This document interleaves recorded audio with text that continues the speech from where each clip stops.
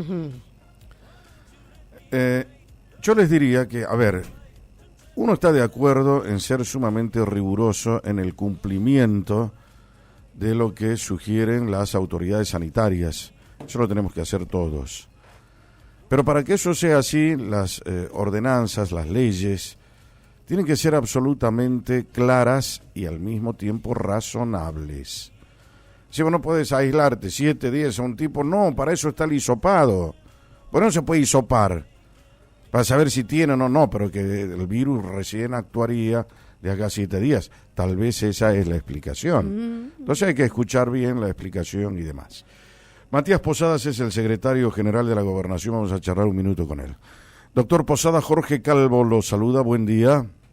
¿Qué tal, Jorge? ¿Cómo estás? Muy buenos días. Bueno, escuchó más o menos el tema de la Cámara, ¿no? Al que estábamos haciendo alusión. ¿Cómo es ese tema? Usted que pertenece al COE, en usted vive el COE, digamos, ¿no? Sí, a ver. Es una broma, le digo. A ver. Si es bueno o malo eso. No, es bueno, ¿por qué no?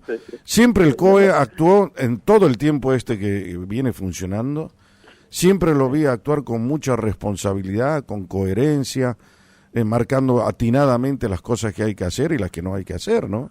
Así que me parece muy bien, claro.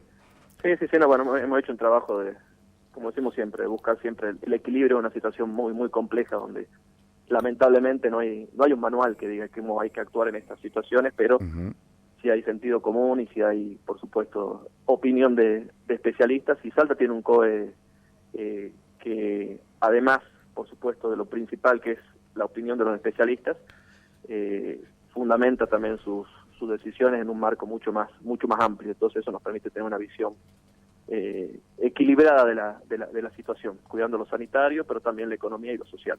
Muy bien, claro. Ahora, respecto a este tema específico de la Cámara de Diputados, la pregunta es, ¿no se podrían haber hisopado los señores que están allí y ya tener una respuesta rápida y poder continuar con su labor legislativa, o es necesario esos 7 días, 8 días que se toman ahí para hasta que... ¿Cómo es el tema? A ver, primero vea, esto no es una cuestión del COE, sino médica. Ajá. Yo le voy a transmitir lo que generalmente los médicos y los epidemiólogos recomiendan. Primero, determinar si es un contacto estrecho, para ver si debe aislarse o no. Contacto estrecho es aquella persona que está en un ambiente cerrado, más de 15 minutos hablando con otra persona sin barbijo, y sin lugar que esté debidamente ventilado. Si eso se da, las personas que estuvieron con un positivo son contactos estrechos. Ahí hay que ver, en este caso, quiénes son efectivamente contactos estrechos.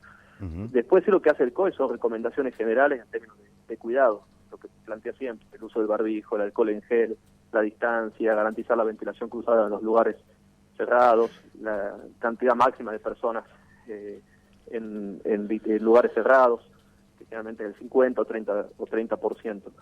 Después, sobre la aplicación de un protocolo, si una sesión debe funcionar o no, eso no es competencia directa del COE. El COE lo que hace es recomendaciones en términos generales. Claro, después, lógico. En la aplicación de los protocolos en particular, ya las autoridades, quienes definen o son los responsables de esa actividad, son los que determinan. No, por ahí el presidente de la Cámara había dicho que el COE le había recomendado eso y que por esa razón ellos actúan de esa forma.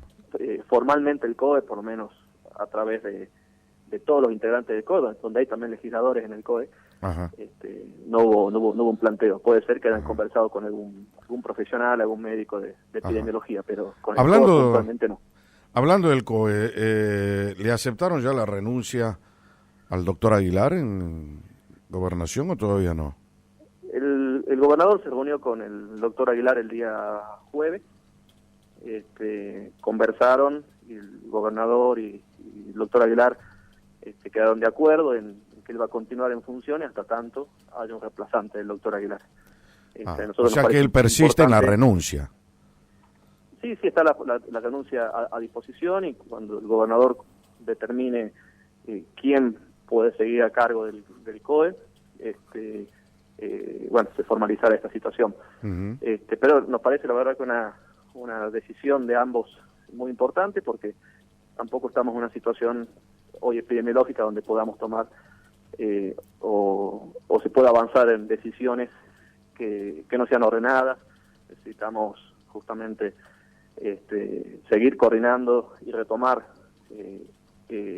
las funciones que tiene el COE, que se han visto sin duda sacudidas por la organización del acto del 17 de julio, pero necesitamos nuevamente volver a focalizarla y centralizarla en el objetivo principal que tiene el COE, que tiene que ver con la administración de esta emergencia sanitaria, y dejando de lado cualquier tipo de especulación política, de análisis político, partidarios, porque eso la verdad que no le hace bien a la emergencia sanitaria y al manejo de la emergencia sanitaria en este contexto.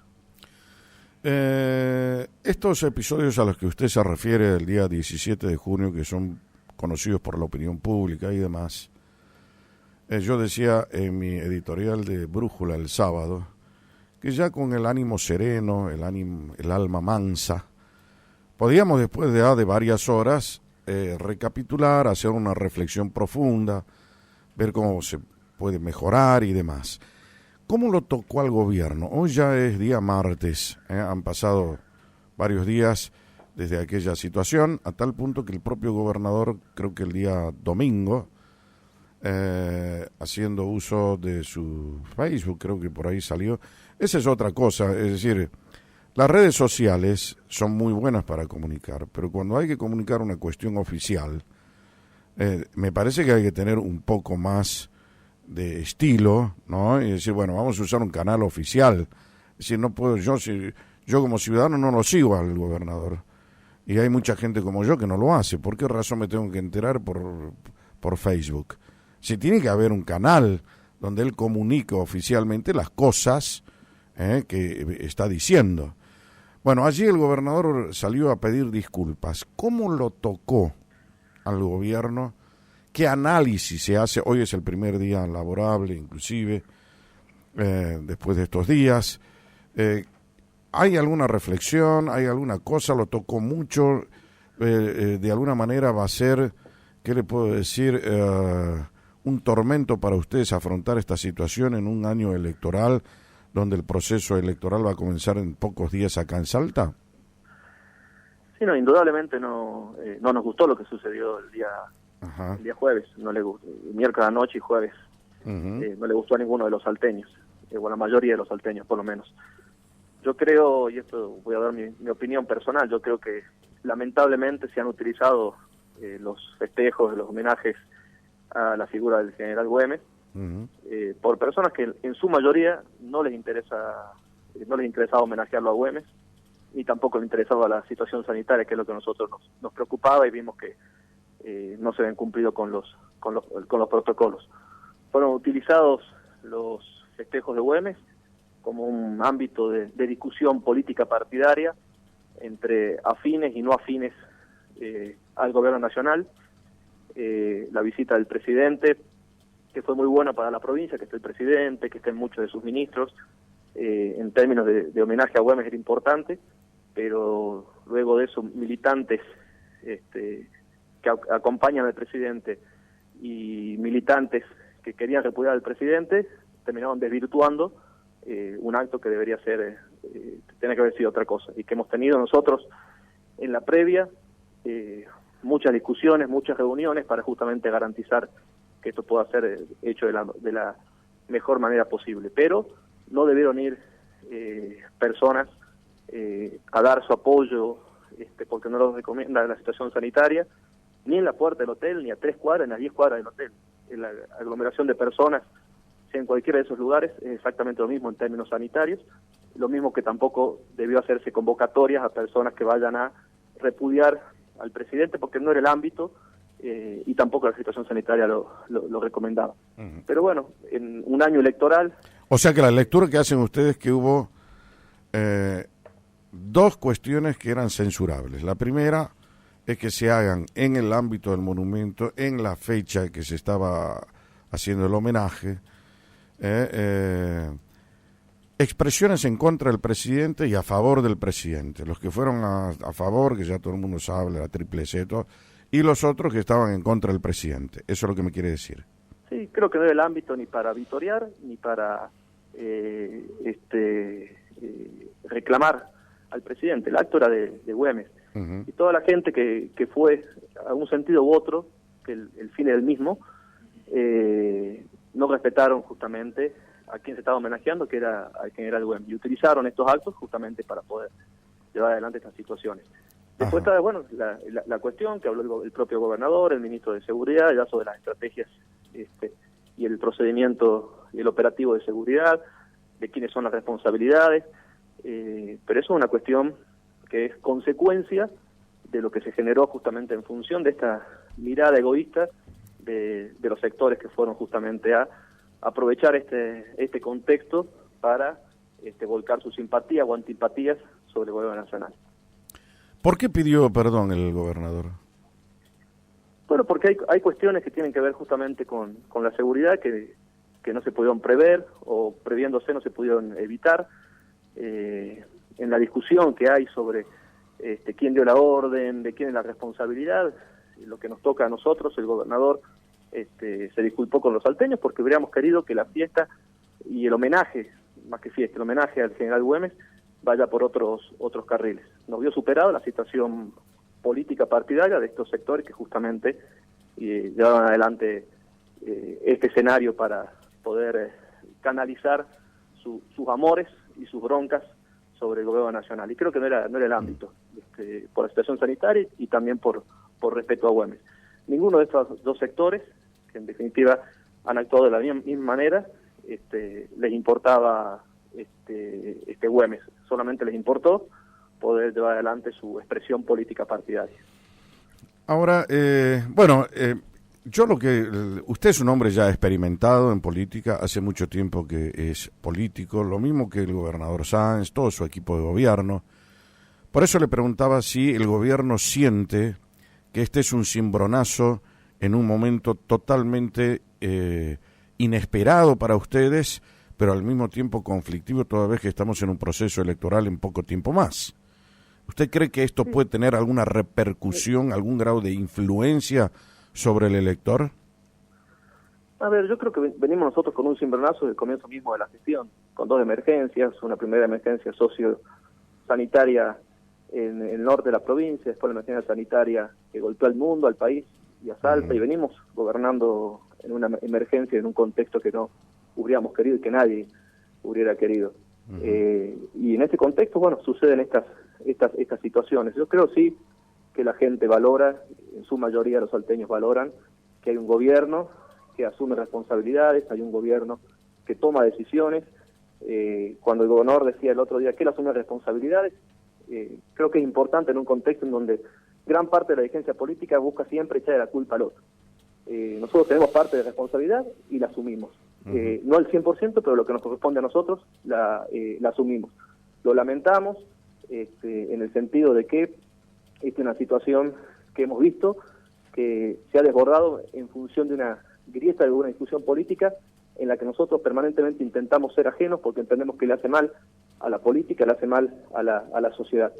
Pero cimbronazo, la verdad que venimos permanentemente gestionando en un contexto muy, muy difícil. Pero en esa asunción de responsabilidades, como lo hizo el gobernador el fin de semana, también asumimos responsabilidades y trabajamos para fortalecer el sistema de salud, asumimos responsabilidades cuando tenemos que restringir o asumimos responsabilidades cuando tenemos que habilitar y coordinar con las actividades económicas para que puedan trabajar, que es lo que corresponde. Asumimos responsabilidades cuando asumimos un plan de vacunación y administramos las vacunas cuando faltan y administramos las vacunas cuando llegan en stock importante que nos permite avanzar más rápidamente. Ahora están de 18 para arriba, ¿no? También cuando tenemos que trabajar muy fuerte para que hayan camas. Hoy estamos con muy pocas camas en la provincia y asumimos la responsabilidad justamente en tener que gestionar esto. Y es lo que venimos haciendo, la verdad. Estamos hablando del tema de la vacunación, 18 años ya para arriba, se pueden vacunar y hay mucha gente que está vacunada. Vi ahí un tuit suyo haciendo referencia a eso, ¿no? Sí, el 46% de las personas mayores de 18 años en la provincia ya tienen por lo menos una dosis. Creo que eso es muy importante. Y el 86% de los mayores de 60 años, que es la población de riesgo, la población que se priorizó, ya también tiene por lo menos una dosis. Esta semana van a llegar seguramente muchas vacunas, por eso prevemos y vamos ya abriendo y habilitando la posibilidad de turnos para los mayores de 18 años. Necesitamos que se vacunen todos los que todavía no se han vacunado.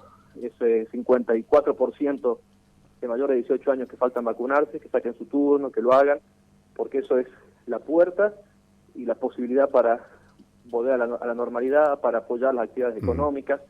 No es solamente un acto individual de cuidarse, es también un acto solidario de cuidar al otro y también de ayudar a la recuperación de la economía y a la recuperación de la normalidad. Perfecto, es el razonamiento más adecuado. La otra pregunta que quería hacerle, hay mucha gente que pregunta la segunda dosis. Sí. ¿Tienen información del gobierno nacional cuándo van a comenzar con el tema de la segunda dosis para la gente que ya recibió la primera? Sí, ya hay más de 100.000 personas que tienen ambas dosis completas. Esta semana van a llegar aparentemente, según los anuncios de Nación, más segundas dosis de Sputnik, que una vacuna que tiene los dos componentes diferentes y que tiene la mayor cantidad de vacunados en la provincia de Salta. Eso va a ayudar a ir completando también estas segundas dosis.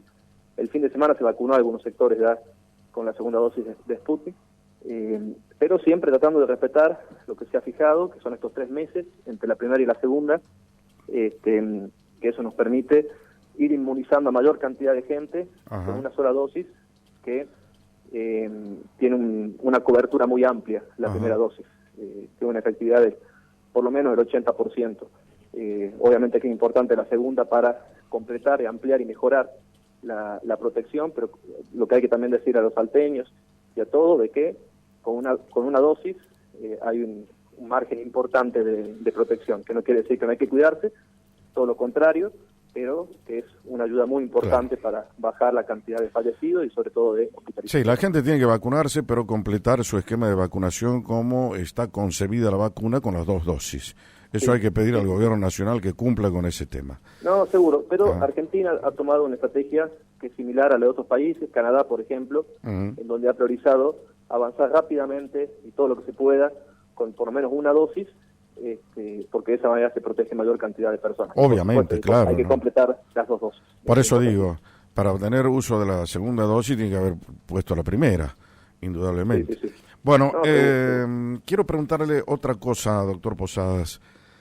En toda esta situación que acabamos de comentar, estos hechos inesperados, sorpresivos, y tal vez en alguna manera previsibles, a tal punto que si yo le hago escuchar un editorial mío del día miércoles, usted va a escuchar ahí donde le digo a la gente, está muy bien, yo celebré cuando el COE determinó que no se haga el desfile de los gauchos, porque me parecía que tendrían que honrar la coherencia y la no contradicción. Había gente que tiene todavía restricciones para trabajar, para hacer un montón de cosas, y no podemos estar homenajeando, cuando había un desfile de 10.000 personas y muchas más que se podrían haber acercado, y además significaba una división del pueblo de Salta, unos pocos podían desfilar y los otros no podían ni siquiera ir al desfile. Entonces era una contradicción en sí misma. Pero al mismo tiempo alertaba y decía, no sea cosa que esto se transforme después en un acto político. O sea, yo no soy político, pero soy periodista y me di cuenta que podía ocurrir y finalmente ocurrió. Sí. ¿Ustedes no tuvieron esa previsión?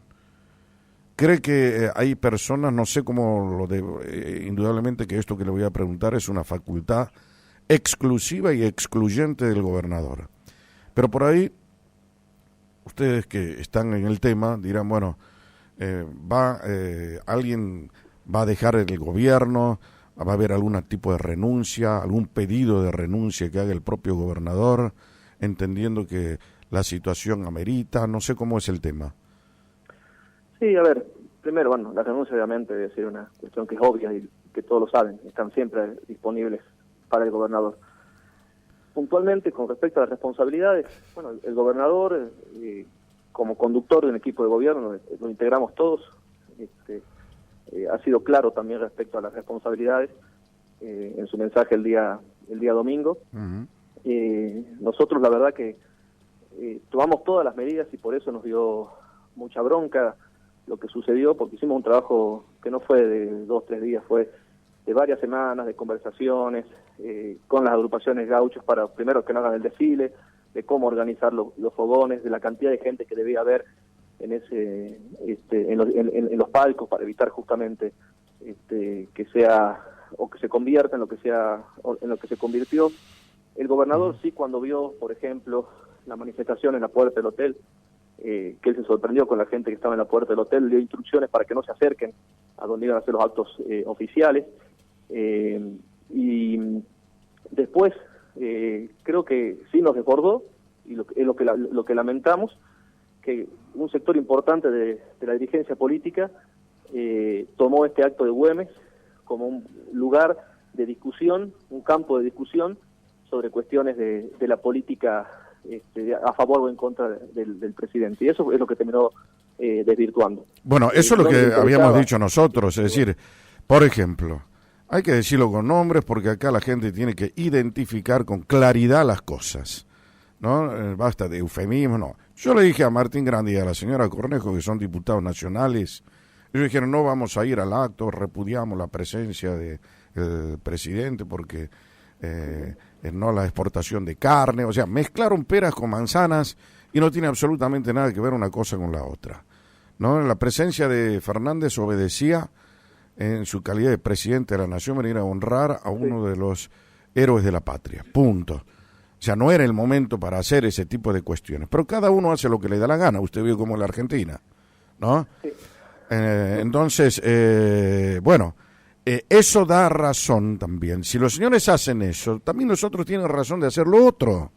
Cualquiera se siente habilitado si ya empezamos con un festín de esa naturaleza, ¿no? No, seguro. Y acá lo importante que es, y lo grave, que quienes plantearon esta situación no es el ciudadano común, son dirigentes de un sector o de otro. Que algunos en una cultura futbolística dicen vamos a bancar la cultura del aguante al presidente, entonces vamos en patota al acto. Los otros dicen yo repudio al presidente. Acá no era un acto de homenaje ni de victoria del presidente, era un acto de homenaje a Güemes, pero ellos priorizaron la ceguera que tienen muchas veces de oponerse a todo lo que venga del presidente. Y la verdad que pierden el eje sobre lo que es importante, o lo que era importante el 17 de junio, que era homenajear a Güemes. Ninguno de los dos sectores, uno a favor del presidente, otros en contra, actuaron exactamente igual, con la misma matriz y movilizados por los mismos sentimientos. Ahora, ¿por qué era importante homenajear a Güemes? Eso también hay que decirlo. Güemes hace 200 años que se murió, ni se entera si le hacen homenaje, le dejan flores, cómo se vistió el presidente para ir a ver, no se entera de nada.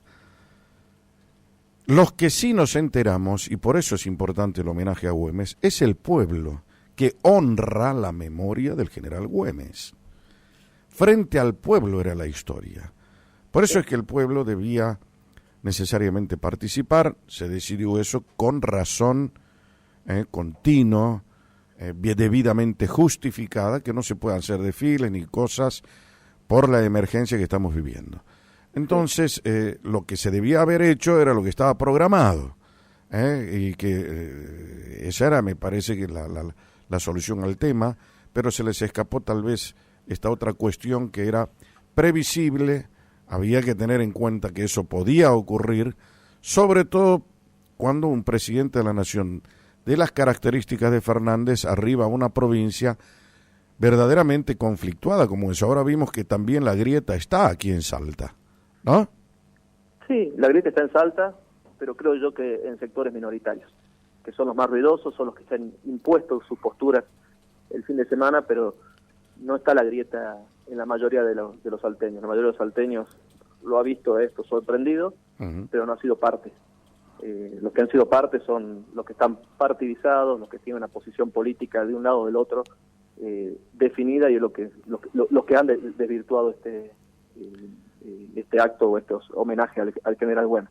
Que como bien decías, el general Güemes tiene y va a ser homenajeado, y está siendo homenajeado todo este año, y particularmente el 7 de noviembre, porque se han corrido la posibilidad de hacer estos homenajes ya de manera masiva el 7 de noviembre, y lo que se iba a hacer, o que estaba pensado, era una cuestión mucho más protocolar, más acotado, a esta situación sanitaria.